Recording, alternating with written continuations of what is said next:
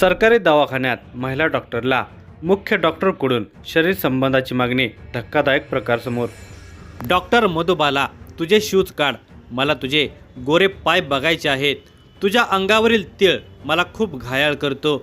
लोक तुझ्याकडे वाईट नजरेने बघतात. तू माझ्या केबिनमध्ये बसून कामकाज कर. अशा प्रकारचे अश्लील संवाद साधून आपण किती फाजील आहोत हे डॉक्टर विजय घोलप आपल्या सहकारी महिला डॉक्टरला दाखवून देण्याचा प्रयत्न करत होते. प्रमुख वैद्यकीय अधिकारी असल्याचा गैरफायदा डॉक्टर विजय पंडित घोलप हे घेत होते. डॉक्टर घोलप हे सिनियर डॉक्टर असल्यामुळे त्यांच्या पदाचा मान डॉक्टर मधुबाला यांच्याकडून ठेवला जात होता. मात्र डॉक्टर घोलप हे सहकारी डॉक्टर मधुबालाचा छळ करण्याची संधी सोडत नव्हते. जळगाव शहरातील डॉक्टर घोलप यांचे काय आहे हे प्रकरण हे पुढे आपण ह्या व्हिडिओमध्ये पुढे पाहणार आहोत.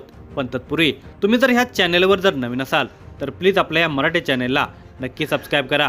डॉक्टर विजय पंडित घोलप हे जळगाव शहरामध्ये महानगरपालिका संचलित दवाखान्यामध्ये प्रमुख वैद्यकीय अधिकारी म्हणून कार्यरत होते.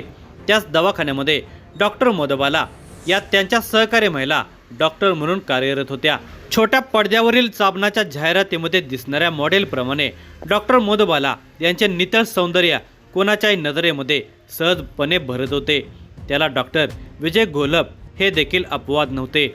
डॉक्टर विजय घोलप हे सहकारी महिला डॉक्टर मधुबाला यांच्या एकतर्फी प्रेमामध्ये पडलेले होते. डॉक्टर मधुबाला या एका मुलीची आई आणि एका उच्च पदस्थ अधिकाऱ्याच्या पत्नी होत्या. त्यांचे सामाजिक स्थान दखल घेण्याजोगे उच्च प्रतीचे होते. गेल्या वर्षी सन 2024 डॉक्टर मधुबाला या जळगाव येथे बदलून आलेल्या होत्या. जळगाव शहर महानगरपालिका संचलित रुग्णालयामध्ये त्यांची नियुक्ती झालेली होती. त्यावेळी असलेले त्यांचे प्रमुख एक चांगले अधिकारी होते. मात्र 6 ते 7 महिन्यातच त्यांचे प्रमुख वैद्यकीय अधिकारी बदलले. त्यांच्या जागी डॉक्टर विजय पंडित घोलप यांची नियुक्ती झाली. डॉक्टर विजय घोलप एक रंगीला रतन प्रकारातील अधिकारी होते. सहकारी महिला डॉक्टर असलेल्या मधुबाला यांचे रूप बघून डॉक्टर विजय घोलप यांची नजर बिथरलेली होती. बिथरलेली त्यांची नजर लवकरच डॉक्टर मधुबाला यांच्या रूपावर खेळलेली होती. राजेश खन्ना अभिनीत रेड रोज चित्रपटातील नायकाप्रमाणे त्यांचे ओठ डॉक्टर मधुबालाचे सौंदर्य बघून थरथरू लागले होते. एके दिवशी डॉक्टर मधुबाला व त्यांच्या महिला सहकारी नेहमीप्रमाणे दैनंदिन कामकाजामध्ये व्यस्त होत्या. त्यावेळी डॉक्टर विजय घोलप हे डॉक्टर मधुबाला यांच्या केबिनमध्ये आले. मी तुमच्या बाबतीत खूपच पॉझिटिव्ह आहे.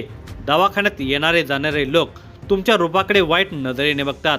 त्यामुळे तुम्ही माझ्या केबिनमध्ये शिफ्ट व्हा असा सल्ला डॉक्टर विजय घोलप यांनी डॉक्टर मधुबाला यांना दिला.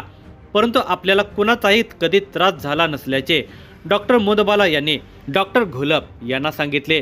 त्यामुळे आपल्याला तुमच्या केबिनमध्ये शिफ्ट होण्याचा प्रश्नच येत नाही असे त्यांनी डॉक्टर घोलप यांना स्पष्ट केले. आपण डॉक्टर मधुबाला यांच्यावर फेकलेले प्रेमाचे जाळे निष्प्रभ झाल्याचे डॉक्टर घोलप यांच्या लक्षात आल्यामुळे काही दिवस त्यांनी शांत राहण्याचे ठरवले. मात्र त्यांचे मन त्यांना स्वस्थ बसू देत नव्हते. एके दिवशी ते वारंवार काही ना काही कारण पुढे करत स्वतःच डॉक्टर मधुबाला यांच्या केबिनमध्ये आले. डॉक्टर मधुबाला यांच्या खुर्चीवर सतत विराजमान होत त्यांनी त्यांच्याशी एकेरी शब्दात जवळीक साधण्याचा प्रयत्न केला. मधू, तू तुझे शूज काढ, मला तुझे पाय बघायचे आहेत. तुझ्या अंगावरील तीळ मला खूप घायाळ करतोय असे अश्लीष बोलून त्यांनी तिच्या स्त्री मनाचा विचार न करता लज्जास्पद बोलण्यास सुरुवात केली. आता पुलाखालचे पाणी पुलावरून वाहण्यास सुरुवात झाल्याचे डॉक्टर मधुबाला यांच्या लक्षात आले होते. सर, तुम्ही हे सर्व प्रकार बंद करा. तुम्हाला हे शोभत नाही. तुम्ही माझे सिनियर असल्यामुळे मी तुमच्या पदाचा मान ठेवते. तुम्ही समजता मी तशी बाई नाही. अशा स्पष्ट आणि समजावण्यायोग्य शब्दात डॉक्टर मधुबाला यांनी डॉक्टर विजय घोलप यांना सांगितले. आपण फेकलेले जाळे पुन्हा निष्प्रभ झाल्याचे डॉक्टर घोलप यांच्या लक्षात आल्यामुळे ते केबिनमधून निघून गेले. डॉक्टर घोलप निघून गेल्यानंतर डॉक्टर मधुबाला यांनी हा प्रसंग कार्यालयातील इतर महिला सहकाऱ्यांना कथन केला. डॉक्टर विजय घोलप यांच्याशी पुन्हा एक वेळा स्पष्टपणे बोलून हा विषय कायमचा मिटवून टाकावा असे सर्वांचे मत पडल्यामुळे त्याच दिवशी डॉक्टर मधुबाला यांनी डॉक्टर घोलप यांच्या केबिनमध्ये जाऊन त्यांना सांगितले की तुमच्या मनात काय आहे हे मला चांगल्या प्रकारे दिसत आहे. त्यावर लागलीच डॉक्टर घोलप यांनी त्यांना उत्तर दिले की माझ्या मनात तुझ्याविषयी फिलिंग्स आहेत. त्यावर डॉक्टर मधुबाला यांनी त्यांना विनंती केली की तुम्ही जे काही करत आहात ते चुकीचे असून ते मला आवडत नाही. तुम्ही कृपा करून हा प्रकार थांबवा. मला हा प्रकार आवडत नाही. तुम्ही माझे सिनियर आहात. मी तुम्हाला नाही म्हटले तरी तुम्ही अन्य मार्गाने मला त्रास द्याल. मी तुम्हाला विनंती करते की मला भविष्यात कुठलाही त्रास देऊ नका. एवढे बोलून डॉक्टर मधुबाला बाहेर निघून आल्या. आपण फेकलेले प्रेमाचे जाळे पुन्हा निष्प्रभ झाल्याचे लक्षात आल्यानंतर डॉक्टर घोलप पुन्हा काही दिवस शांत बसले. त्याने डॉक्टर मधुबाला यांच्या केबिनमध्ये येण्याचा प्रकार बंद केला. काही दिवस असेच निघून गेले होते. मात्र पुन्हा त्यांची फाजील चळवळ सुरू झाली होती. आता त्यांचा आवेश आवाक्याबाहेर गेला. त्याने आवेशातच डॉक्टर मधुबाला यांना त्यांच्या केबिनमध्ये बोलावले. आजही माझ्यासोबत कार्यालयातील काही महिला A to Z पर्यंत सर्व गोष्टी करून देण्यास तयार असतात. तू किती दिवस मला नकार देणार आहेस? एके दिवशी तू राजी होशीलच. मी तुला तसे करायला भाग पाडेन. अशा गलिच्छ शब्दामध्ये डॉक्टर घोलप यांनी डॉक्टर मधुबाला यांना सुनावले. एवढ्या गलिच्छ शब्दात आपल्याला डॉक्टर घोलप यांचे बोलणे ऐकावे लागेल याची कल्पना डॉक्टर मधुबाला यांनी केली नव्हती. त्यांच्या नयनातून अश्रूंची गंगा वाहू लागली. त्या लागलीच डॉक्टर घोलप यांच्या केबिनमधून बाहेर आल्या. त्यांनी हा प्रकार आपल्या महिला सहकाऱ्यांच्या समवेत शेअर करून आपले दुःख हलके करण्याचा प्रयत्न केला. त्यानंतर पुन्हा काही दिवस असेच निघून गेले. या घटनेनंतर काही दिवसांनी पुन्हा डॉक्टर घोलप यांच्या फाजील चळवळीने उभारी घेतली. त्याने फरमान सोडून डॉक्टर मधुबाला यांना आपल्या केबिनमध्ये बोलावले. यावेळी त्याने डॉक्टर मधुबाला यांच्याकडे बघून घाणेरडे इशारे, फ्लाइंग किस वगैरे प्रकार केले. डॉक्टर मधुबाला यांच्या स्त्री मनामध्ये त्यांच्या या प्रकारामुळे त्यांच्याविषयी घृणा निर्माण झाली. एवढेच नव्हे तर डॉक्टर घोलप यांनी डॉक्टर मधुबाला यांना स्पर्श करून शरीर सुखाची मागणी देखील केली. आता मात्र अति छेडखानी होत असल्याचे बघून डॉक्टर मधुबाला यांनी तातडीने केबिनमधून बाहेर पडणे योग्य समजले. दिवसागणिक डॉक्टर घोलप यांचे चुकीचे प्रकार वाढतच होते. त्यांची भेट जणू काही चेपलेली होते.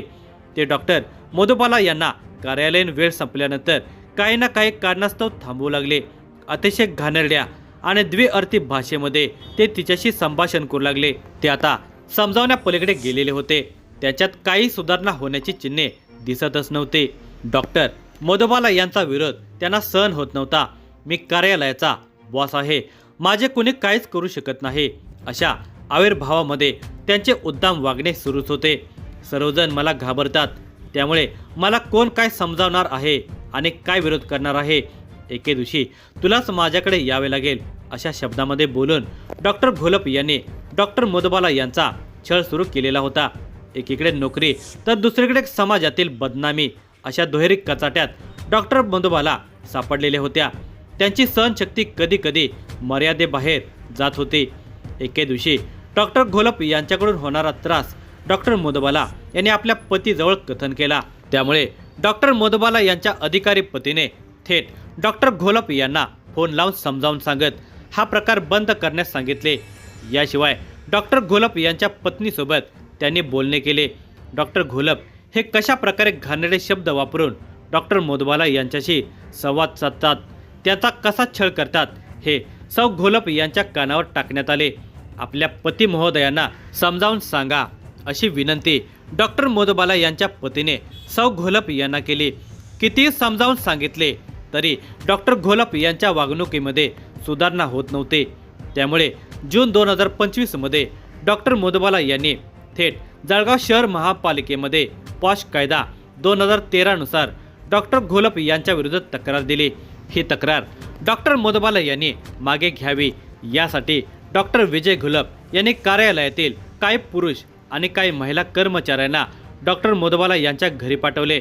डॉक्टर मधुबाला यांच्यासह त्यांच्या पतीवर दबाव टाकून धमकी देण्याचा प्रकार आता नव्याने सुरू झाला. डॉक्टर घोलप हे काही करू शकतात. दिलेली तक्रार मागे घेतली नाही तर डॉक्टर घोलप तुम्हाला आणि तुमच्या पतीला मारून टाकू शकतात अशी तंबी स्टाफकडून देऊन दोघा पती पत्नीच्या मनात भीती घालण्यात आली. काही दिवसांनी डॉक्टर घोलप यांनी डॉक्टर मधुबाला यांना केबिनमध्ये बोलावून घेतले. त्या ठिकाणी अगोदर 2 अनोळखी लोक उपस्थित होते. दोघांपैकी एका जणाकडे बंदूक असल्याची डॉक्टर मधुबाला यांना जाणीव करून देण्यात आली. तक्रार मागे घेण्याच्या प्रिटेंड अर्जावर निमूटपणे सही करण्यासाठी यावेळी दबाव टाकण्यात आला. मात्र सही करणार नसल्याच्या मतावर ठाम राहत डॉक्टर मधुबाला यांनी तिथून प्रस्थान केले. त्यानंतर एका महिलेला घरी पाठवून तक्रार अर्ज मागे घेण्याच्या अर्जावर सही करण्यास दबाव टाकण्यात आला. डॉक्टर विजय घोलप यांचा त्रास दिवसेंदिवस वाढत होता. त्यामुळे नाईलाजाने डॉक्टर मधुबाला यांनी जळगाव शहर पोलीस स्टेशन गाठत पोलीस निरीक्षक सागर शिंपी यांच्याकडे आपली कैफियत मांडली. पोलीस निरीक्षक सागर शिंपी यांनी डॉक्टर मधुबाला यांची व्यथा शांतपणे ऐकून घेतली. संबंधित ठाणे अंमलदारास आदेशित करून शनीपेठ पोलीस स्टेशनच्या महिला पोलीस निरीक्षक कावेरी कमलाकर यांच्या समक्ष ही फिर्याद दाखल करण्यात आली. गुन्हा रजिस्टर नंबर 350/2025 कलम 74 75 2 75 3 78 79 351 3 नुसार हा गुन्हा दाखल करण्यात आला. गुन्हा दाखल झाल्यानंतर डॉक्टर घोलप यांना जळगाव शहर पोलिसांनी अटक केली. अटकेनंतर त्यास न्यायालयात हजर करण्यात आले. न्यायालयाने डॉक्टर घोलप यांना न्यायालयीन कोठडीत रवानगी करण्याचे आदेश दिले. संशयित डॉक्टर घोलप यांच्या वतीने ॲडव्होकेट कुणाल पवार यांनी जामिनासाठी न्यायालयामध्ये अर्ज दाखल केला. सदर वृत्तलेखन सुरू असताना डॉक्टर घोलप यांच्या जामीन अर्जावरील निर्णय झालेला नव्हता. या गुन्ह्याचा पुढील तपास पोलीस निरीक्षक सागर शिंपी यांच्या मार्गदर्शनाखाली पोलीस उपनिरीक्षक अशोक खेडकर व पोलीस कॉन्स्टेबल रवींद्र तायडे करत आहेत.